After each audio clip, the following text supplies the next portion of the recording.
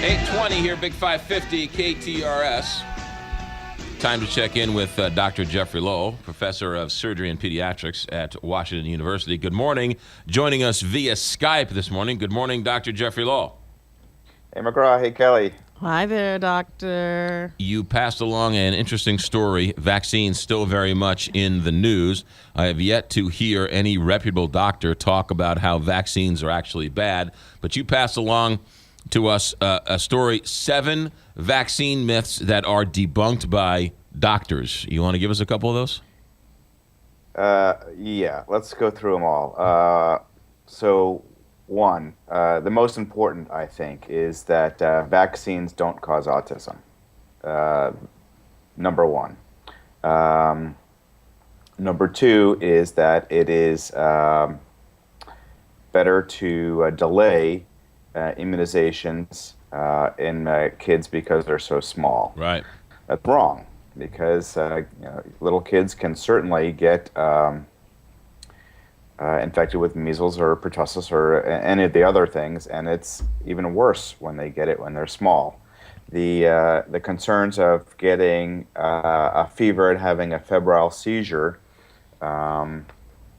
from the immunization is, while it is a risk, it is an incredibly small risk, and it's probably a bigger risk if you wait. All right, so back up a second. So because that's a big one. A lot of people say, well, okay, I'll get the vaccines, but I'll spread them out more. And doctors say, no, there's a schedule, and that schedule is scientifically proven that that's the best way and reason and times to get the shots. Correct. Okay. Now, these things kind of can cluster, too, so that you can have clusters of families who say, I'm not going to do this together. And they have also been shown to have clusters of getting infections together. It's a biggie. Yeah, okay. And I think really the punchline here is that these vaccines save millions of lives worldwide. They save millions of lives. They don't cause disease.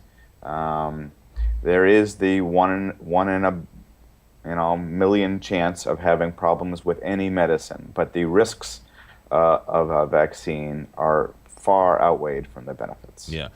Lastly, the people I've heard call up and say all sorts of crazy things, but one of the things they say is they think the pharmaceutical company and the doctors are in cahoots. They just want to give people vaccines to make money.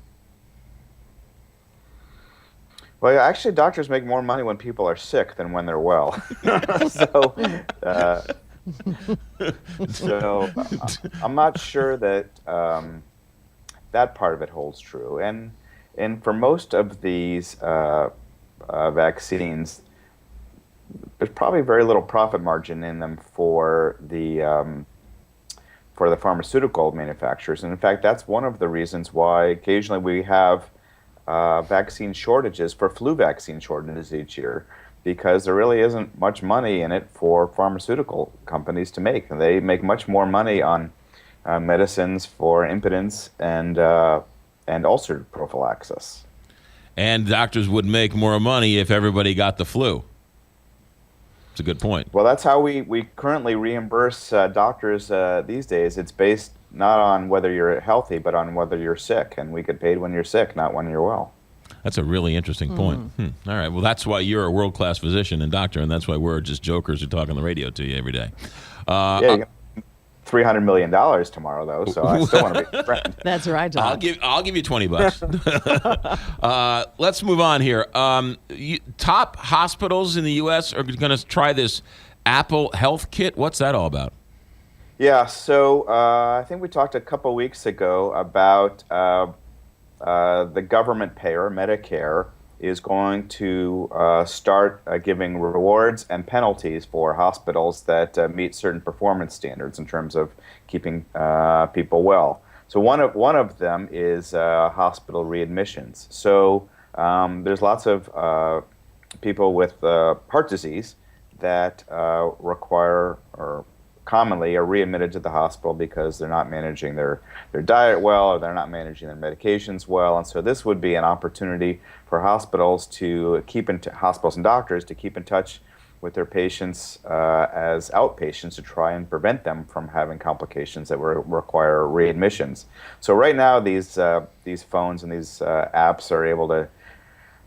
Some of them are able to track pulse and blood pressure and things like that. But I would bet over the next couple of years they get way more sophisticated and are able to track way more things and be able to provide better feedback from doctor to patient and try and keep them healthy. And so my phone would then tip you off your office that my cholesterol has breached some type of line and I need to come in and see you, but my blood pressure is this and that, and you're fine type of deal, right?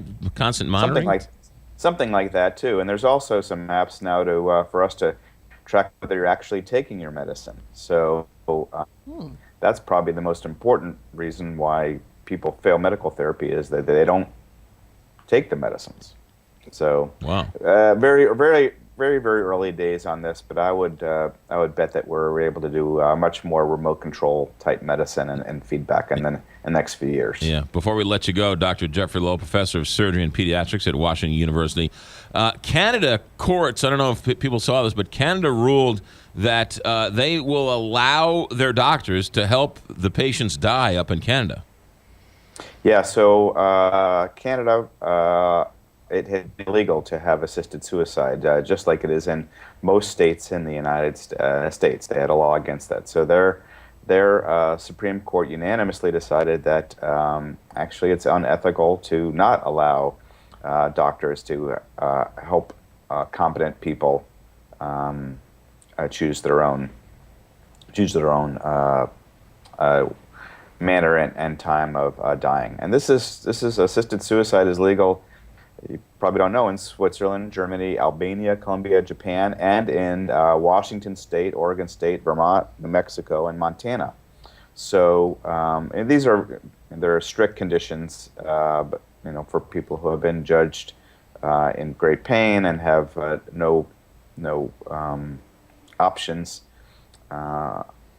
But I think it's a really important way for people to maintain dignity and autonomy. Well, there was that married couple, the woman who had brain cancer, whose family moved to Oregon, who was on the cover of People magazine. She had to move to Oregon so that she could die the way she wanted to, and she had brain cancer that was going to destroy her brain. So really interesting that Canada decided that assisted suicide is now legal in the whole country of Canada. That's kind of big news, sort of under the radar. Well, the Supreme Court said their Congress, their Parliament needs to make a law to make it happen. So it'll happen within the next year. But I think it's very interesting and provocative. Yeah. Mm-hmm. Dr. Jeffrey Lowe via Skype, ladies and gentlemen. He's our favorite and world-renowned transplant surgeon and a doctor of pediatrics and surgery at Washington University. Doctor, good to see you on Skype. Be safe, and we'll talk to you down the road.